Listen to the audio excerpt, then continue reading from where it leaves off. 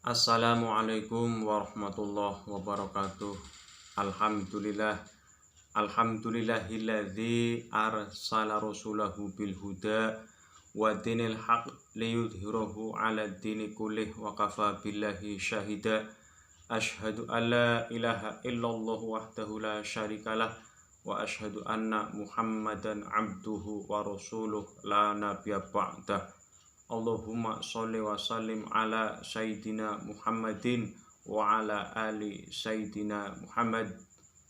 Qala Nabi sallallahu alaihi wasallam, ballighu anni walau ayah.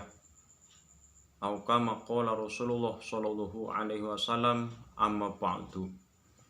Kembali lagi kepada saya Lepene Channel. Mudah-mudahan kita senantiasa diberikan kesehatan, diberikan perlindungan hidup serta keberkahan hidup oleh Allah Subhanahu wa Ta'ala, dan mudah-mudahan kita nanti di akhirat mendapatkan syafaat dari baginda Muhammad Sallallahu Alaihi Wasallam. Maka daripada itu, mari kita senantiasa bersolawat salam kepada junjungan kita Nabi Agung Nabi Muhammad Sallallahu Alaihi Wasallam, agar kita kelak di akhirat mendapatkan syafaatnya. Allahumma amin amin ya robbal alamin. Kembali bersama saya Lepene Channel. Jangan dimatikan dulu video ini agar kita tidak gagal paham. Maka tontonlah sampai selesai, karena apa yang saya sampaikan nanti sangatlah bermanfaat dan sangatlah penting untuk diketahui, wabil khusus bagi kaum wanita. Pada kesempatan kali ini ya, saya Lepene Channel akan mengupas atau memaparkan tentang bagaimana sih ya tata cara seorang wanita yang sudah meninggal dunia, ya, cara memandikannya.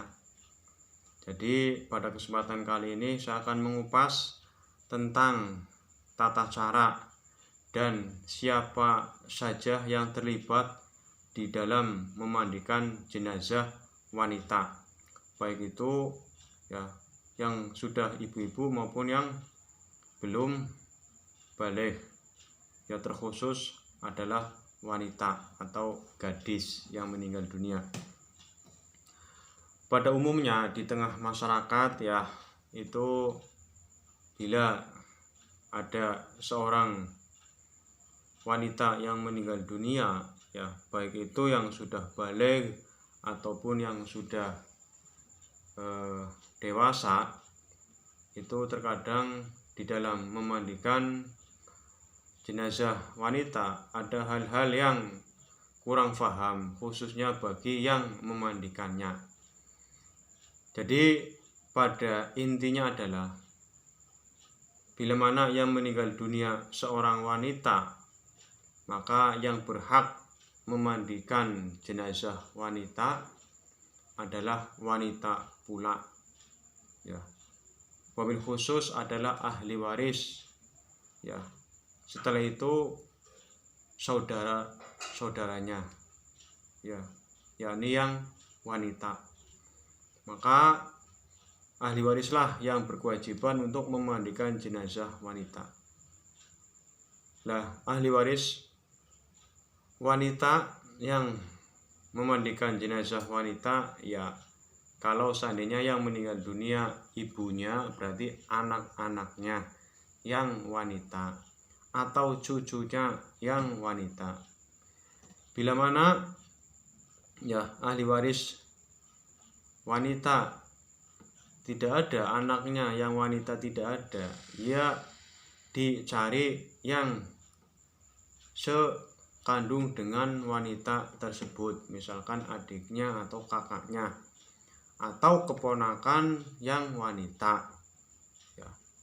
Dan bila mana wanita tersebut yang meninggal adalah ternyata istri ya dari suami yang masih meninggal, maka suami pun bisa memandikan istrinya. Akan tetapi bila mana darurat, tidak ada lagi ya wanita yang dekat dengan wanita tersebut, yang intinya yang memandikan jenazah wanita ya harus wanita ya, terkhusus harus adalah ahli waris atau anak cucunya yang wanita.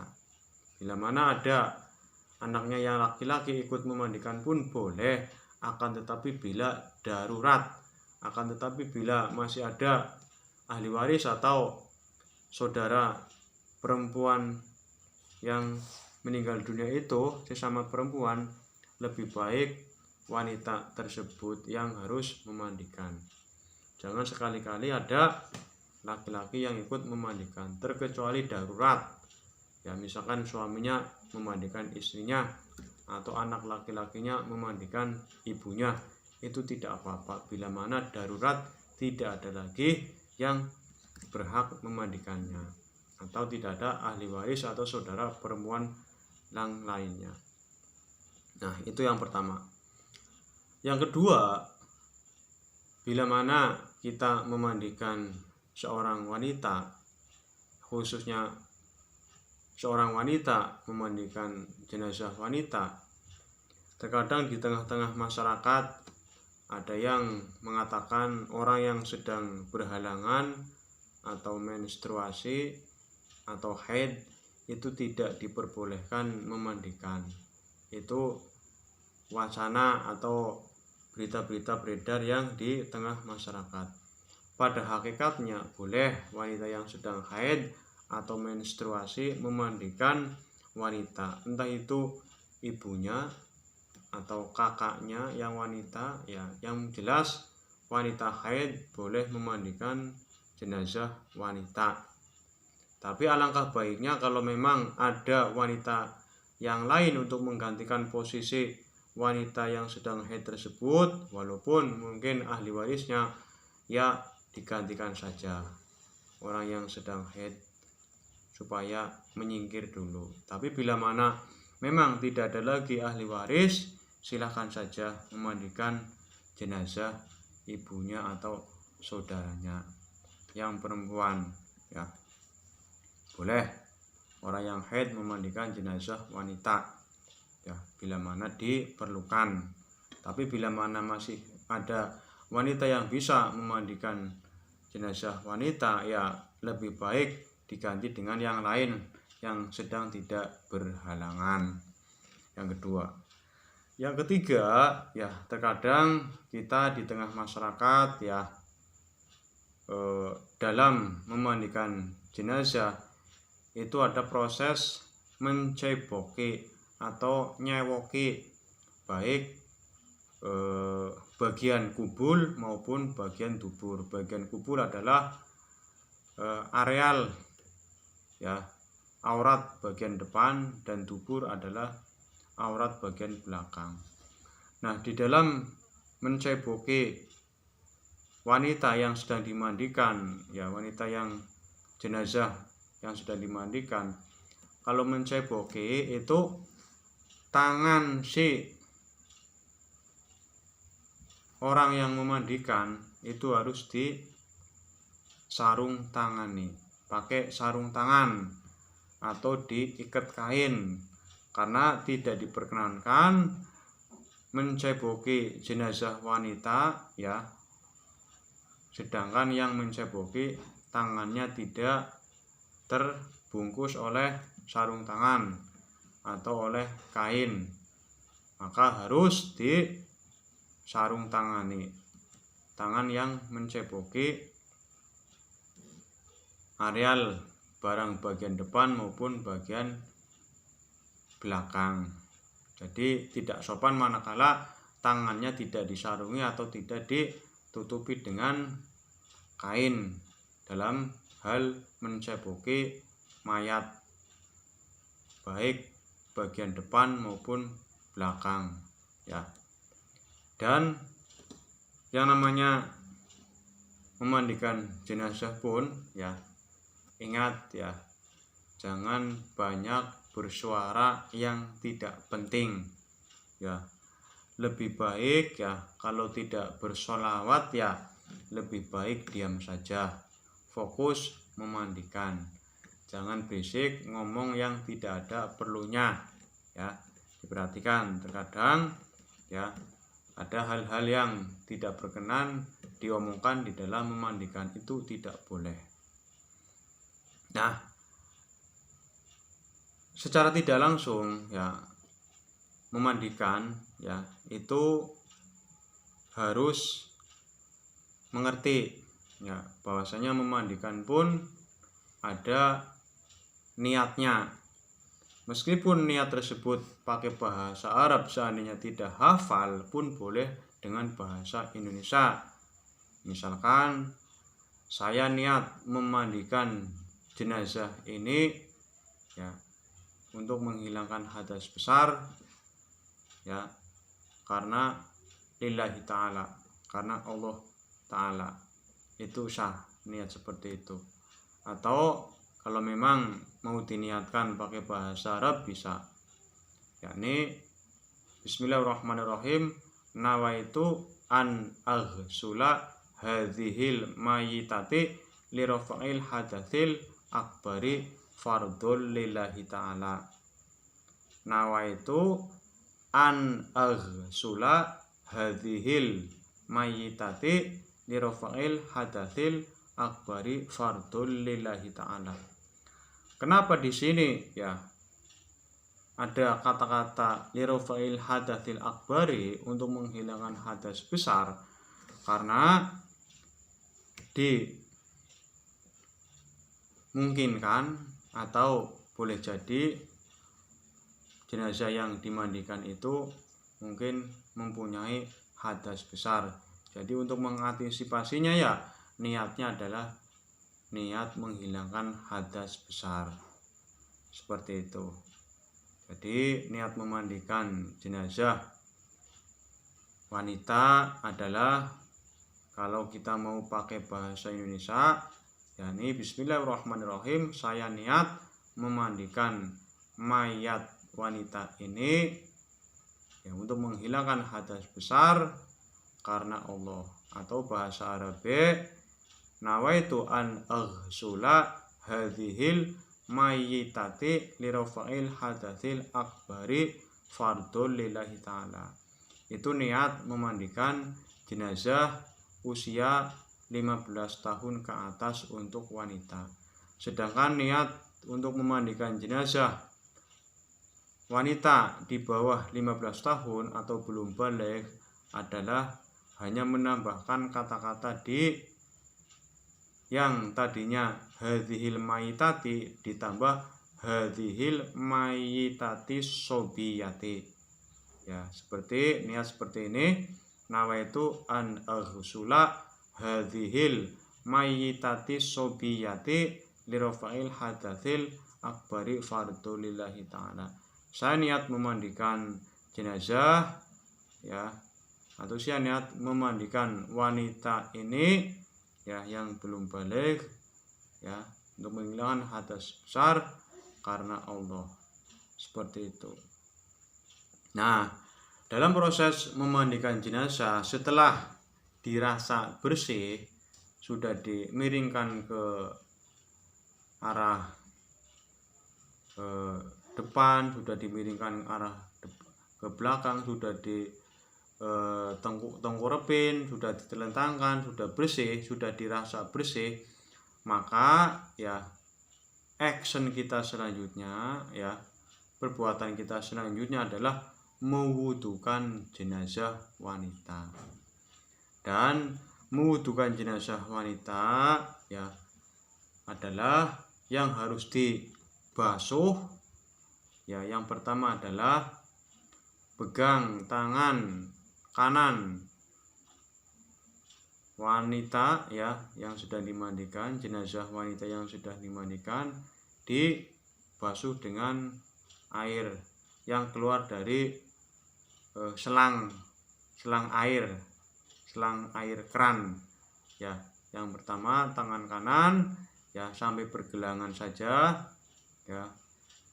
Terus diganti dengan tangan kiri sampai pergelangan tangan saja. Setelah dikira cukup 3 kali, tangan kanan sampai pergelangan 3 kali, tangan kiri 3 kali ya. Langkah kedua adalah membasuh muka ya. Membasuh muka sembari niat wudu, nawaitu an udhuwi'a hadhil mayitati lirofa'il hadatsil ashuri fardul lillahi ta'ala.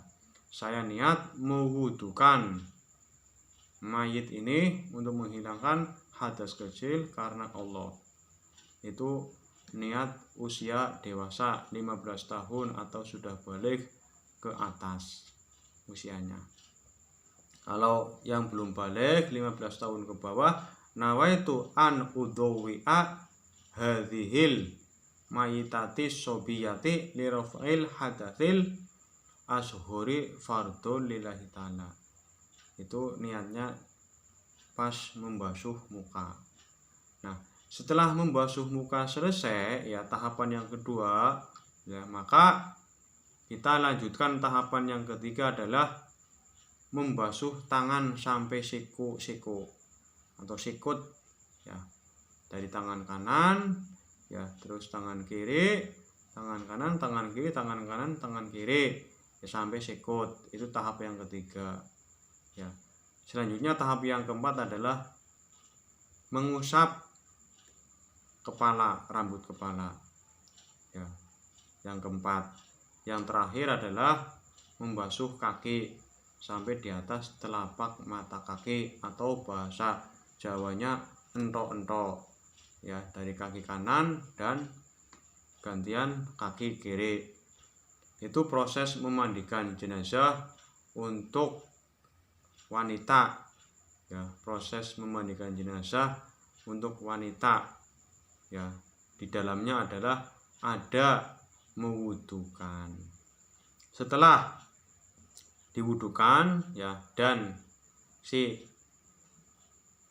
jenazah atau mayit sudah dilap dengan kain ya, sudah kering, maka selanjutnya diangkat untuk proses dikafani ya. Jadi kewajiban seorang muslim ya yang masih hidup untuk muslim yang sudah meninggal dunia itu ada 4 ya, fardu kifayahnya ada 4. Yang pertama memandikan, yang kedua mengkafani, yang ketiga mensolati, dan yang keempat menguburkan. Pada pertemuan kali ini saya memaparkan tentang ya, yang pertama, yakni kewajiban memandikan jenazah. Pada pertemuan nanti insyaallah akan saya paparkan tentang mengkafani dan mungkin praktek cara membuat kain kafan yang betul insyaallah. Maka daripada itu ya, sekali lagi ya, jangan lupa untuk mendukung channel ini dengan memberikan like dan share silahkan ke teman-teman agar paham. Dan jangan lupa yang terpenting lagi adalah dengan memberikan subscribe ya, tulisan yang berwarna merah SUBSCRIBE, subscribe, diklik dan muncul lonceng notifikasi, diklik pula, maka akan mendapatkan video-video terbaru dari saya, Lebene Channel. Jangan lupa sekali lagi silakan dukung channel ini dengan mengklik like, share, and subscribe ke Lebene Channel.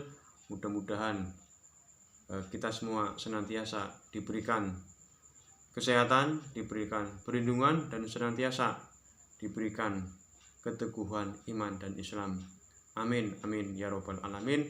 Saya akhiri, billahi taufiq wal hidayah.